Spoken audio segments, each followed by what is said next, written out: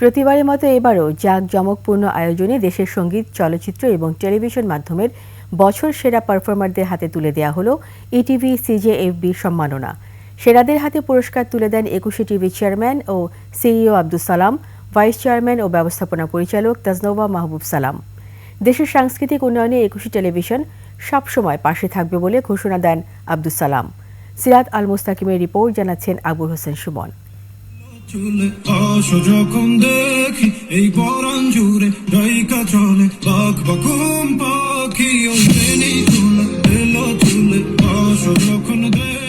Dhaka Sheraton হোটেলের grand ballroom ২১শে television CJFB performance পুরস্কার প্রদানের জন্য এমন জমকালো আয়োজন। দেশের বিভিন্ন অঙ্গনের খ্যাতিমান ব্যক্তিদের পদচারণায় মিলন মেলায় পরিণত হয় অনুষ্ঠান।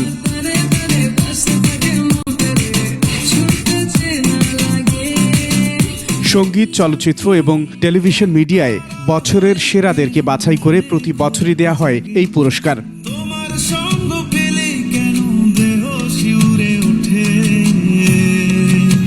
অনুষ্ঠানে প্রধান অতিথি হিসেবে উপস্থিত ছিলেন সংস্কৃতি উপদেষ্টা মোস্তফা সরোয়ার ফারুকী। জুলাই অভ্যুত্থানের শহীদদের স্মরণ করে শুরু হয় অনুষ্ঠান।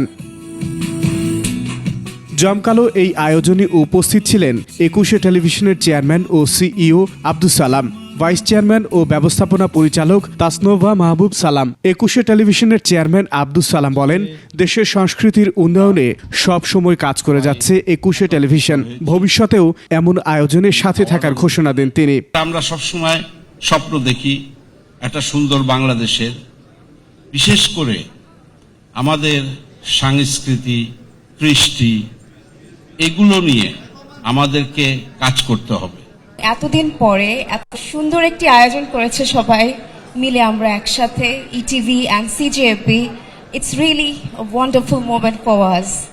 সো সবাই এভাবে আমরা একসাথে মিলেমিশে কাজ করব, এটাই আমার সবার কাছে চাওয়া।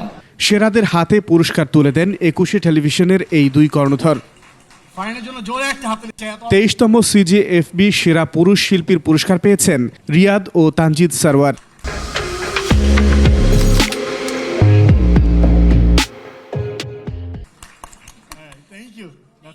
এবার সিজেএফবি সেরা নারী শিল্পী হয়েছেন বেবি নাজনীন। পুরস্কার পেয়েছেন নাজমুম মুনিরা নেন্সিও।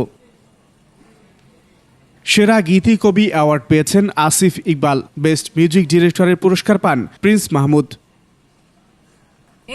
সেরা টেলিভিশন রিপোর্টার হিসেবে পুরস্কার পেয়েছেন ২১শে টেলিভিশনের সিনিয়র রিপোর্টার শাকের আরজু।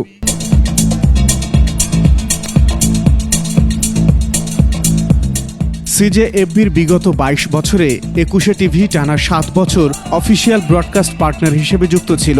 এবারই প্রথম টাইটেল স্পন্সর হয়ে সিজেএফবির সঙ্গে যাত্রা শুরু করল ২১শে টেলিভিশন।